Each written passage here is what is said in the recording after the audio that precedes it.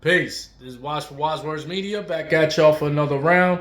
And hip hop heads, music fans in general, this is a historic month, the month of November 2023, because this marks the 30-year anniversary of the debut of the greatest group in music history, releasing the greatest album in music history, and that is Wu-Tang Clan's Enter the 36 Chambers, that came out on November 9th, 1993. So here we are, man. We're marking 30 years of this classic. So in honor of the Wu-Tang Clan and all the greatness that they gave the world, I'm going to do a top 5 Tuesdays every Tuesday for the month of November 2023, breaking down top 5 different categories of Wu-Tang.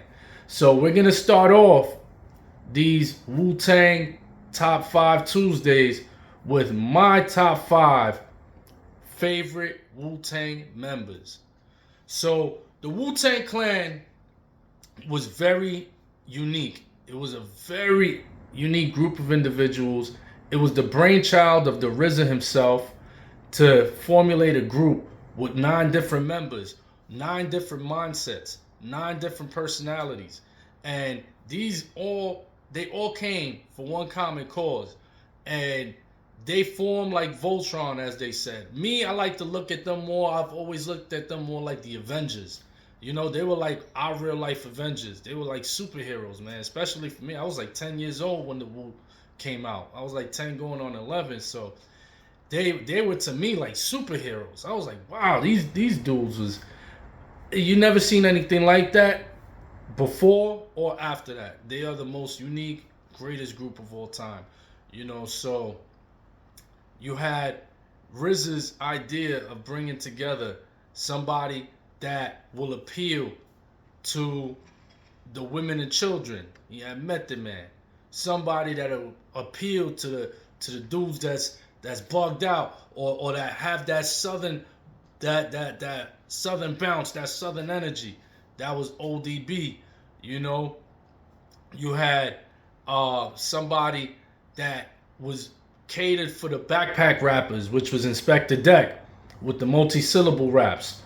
You had somebody that was for like the college students, you know, dudes with the high GPAs. That was the GZA. You know, you had the dudes that was, you know, for the street stories. You had Ray and Ghost, you know, and the street stories / storytelling, because Ghost is a master storyteller. So there was so many different elements to the Wu-Tang Clan. So here they are, my top 5 favorite members. At number 5, I got the man who just the name captures what he is, and that's the Genius. The GZA was a razor sharp MC, had some ill wordplay, and has one of the greatest albums in the whole Wu-Tang catalog, and that is his debut album, Liquid Swords. So GZA's Liquid Swords album blessed us with great tracks such as Duel of the Iron Mike, which is one of my favorite. You got the title track, Liquid Swords. When the MCs came to live out the name, man, that joint was crazy. You had 7 Chamber. You had there was a bunch of joints on that album, man. Cold World was a banger. Parnasol, I think I meant Fourth Chamber. You had there's a plethora of bangers on that. My 2 favorite joints are, well, 3 favorite on that album. I love the Duel of the Iron Mike. I love the last 2 joints, and that's Gold, the G-O-D, that joint, and then I Got Your Back. That's straight fire. So yeah, the GZA, he blessed us with another classic, Beneath the Surface, and he's always been consistent to this day. GZA has continued to elevate his own personal growth and development. He's even branched out from hip hop and has been teaching lectures in prestigious Ivy League schools such as like Harvard and Princeton. And he's a mind-blowing individual and MC altogether.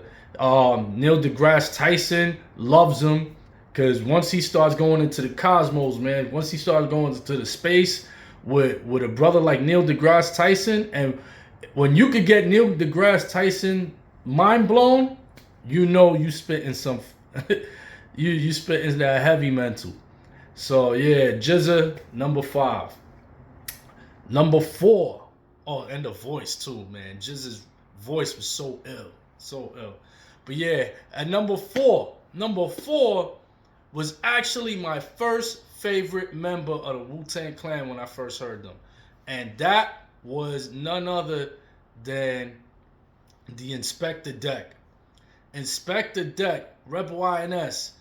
That brother, his multiple syllable rhymes was like, this is like the type of stuff that inspired guys like Eminem, Big Pun, because that's why it's no surprise Big Pun had Inspector Deck on his album, because Deck's flow, his multi-syllable, he was for like the backpack rappers, the rap purists that loves lyricism. He had joints like on Raekwon's album Guillotine on the Purple Tape. He said, "Poisonous paragraph, smash a phonograph in half. It be the Inspector Deck on the warpath. First class, leaving mics in a cast. Cause a ruckus like the aftermath for guns blast. Front fast, here come the verbal assaulter. Rhymes on the wild like a child in the walker." Then we all know he had a verse that is easily regarded the greatest verse in hip-hop history. Widely regarded as this. And that's the Triumph verse, how he set it off. "I bomb atomically. Socrates' philosophies and hypotheses can't define how I be dropping these mockeries. Lyrically perform all robberies. Flee with the lottery. Possibly they spotted me." Deck has had some of the greatest verses in hip hop history. I fell in love with Deck from the gate. He was my first favorite member out the clan when they first came out. He had what was the other joint? Another verse that I love of his, from Chess Boxing. "Well, I'm Messiah. I set the microphone on fire. Rap styles vary. It carry like Mariah. I come from the Shaolin song in the Allen front, coming through with enough guns. So if you want to come touch it, oh man, catch a sharp sword in the midsection. Don't talk the talk if you can't walk the walk. Only then outline the chalk." Oof. Oh man. So yeah, Deck was, as far as like backpack rappers, he always killed other people's albums. The one thing, man, that hurts me from the Wu-Tang history is that Inspector Deck, out of everybody that suffered from RZA's now infamous flood that damaged all his equipment in his basement, Inspector Deck is the one who received the most damage from all of that, because Deck was set to release an album with a Spider-Man concept to it. So that album was gonna be, I could just imagine, nobody did anything like that back then. We had MF Doom using like Dr. Doom and the Fantastic Four. That came in like the 2000s. But nobody in early 90s to come up with like a comic book concept album, man, that flood really robbed us of something special. So yeah, at number 4, Inspector Deck. And number 3, I got the slang master himself, the brother that, this man he's the innovative slang, flyest dude in the clan, and that's none other than, arguably flyest, but that's none other than Raekwon, man. Raekwon for the slang master. I remember Nori said that him and Raekwon was talking about a barber, and Raekwon tells Nori, "Yo, he nice with his broomstick."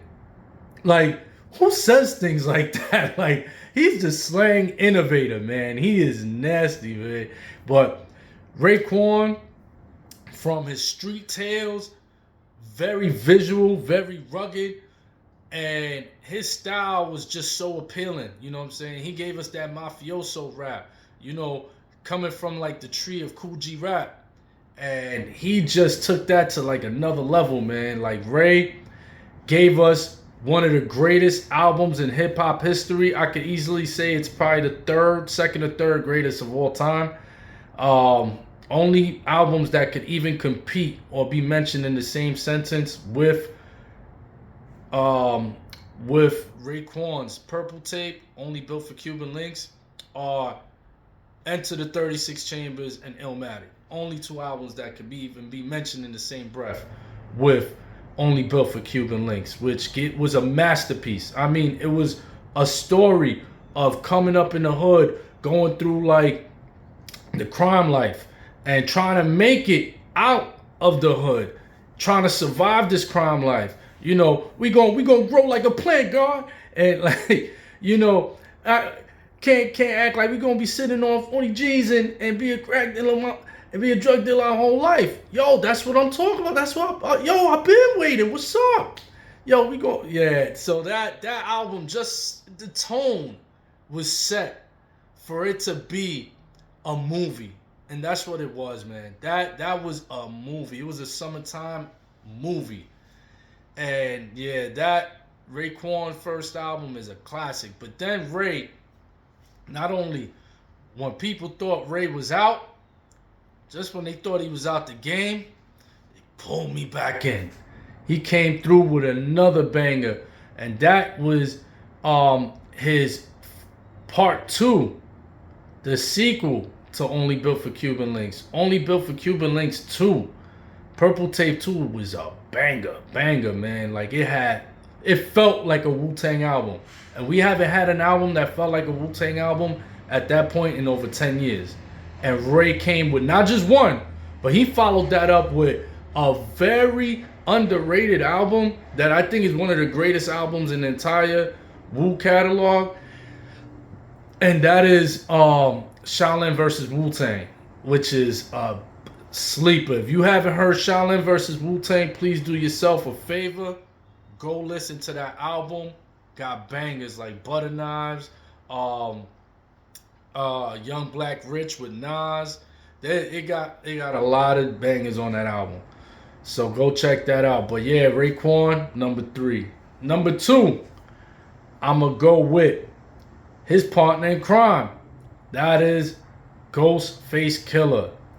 I mean, GFK, what can you say, man? This dude is the master storyteller. There's no greater storyteller. I'm going to repeat that. I'm going to say it nice and clear. And look you in the eye as I say it. There is no greater storyteller in the history of hip-hop music than Ghostface Killah. His vivid stories, they're unmatched. From All That I Got Is You, Mommy, where's the toilet paper? Use the newspaper. Oh, man. 7 of us in a 3-bedroom apartment, roaches everywhere. Cousin and aunts was there. 2 at the foot, 2 at the head. I didn't like to sleep with John. He peed the bed. Man, like, you got that joint. You got, he has so many epic stories, man. Like, Shaky Dogs is a very underrated story. Can It Be So Simple? Hitting heartstrings on that one. Like, Ghost is a master storyteller. Master. And he had one of my favorite joints, the Child's Play, where he's reminiscing about school days. Like, Ghost takes you on trips, man. He takes you on trips. His pen is so lethal. He's a visionary, man. He could give you the greatest stories you've ever heard. So Ghostface Killer. Not only that, he has two masterpieces, and that's um he has pardon me, the Ring camera just showed me somebody at my door, but somebody at my gate guard on some Ghostface. But you know, you got Iron Man and Supreme Clientele, which again, those are two of the greatest albums in the entire Wu catalog. So yeah, Ghostface, the master storyteller, another fly dude with style. Yeah, Ghost is that guy. He's number two. And number one, gotta go with the Abbot himself, the founder of the Wu-Tang Clan, the RZA, Ozzy A. I love the RZA, man. The RZA, Wu-Tang is his brainchild, man. It's his baby, man. He put it together. He is the genius that had people from two different rival projects, Park Hill and Stapleton, that would like they told the story on plenty times. These two projects was bucking shots at each other, going to war. Then the next summer, these brothers are sleeping on the same couch together, you know, in brotherhood. So he's a special man for that. The man is the producer and an MC. Not only that, but RZA has done something that no producer's ever done. He's produced multiple group albums with the whole clan, a duo album with Ray and Ghost, and multiple solo acts. So he's done things that nobody has done in hip hop. 50% of hip hop you could trace back to the RZA. And RZA is sharp on the microphone. He's a sharp dude, and I challenge that he might be just as fly as Raekwon, man. RZA could dress on a low, man. Like RZA he be crushing some stuff, man. So yeah, man, there you have it. That's my top five, man. You got number 5 GZA, number 4 Deck, number 3 Raekwon, number 2 Ghost, number 1 RZA. So drop some bars in the comment section. Let me know who y'all got as y'all top 5 members of the Wu-Tang Clan. I'm Wise for Wise Words Media. So peace.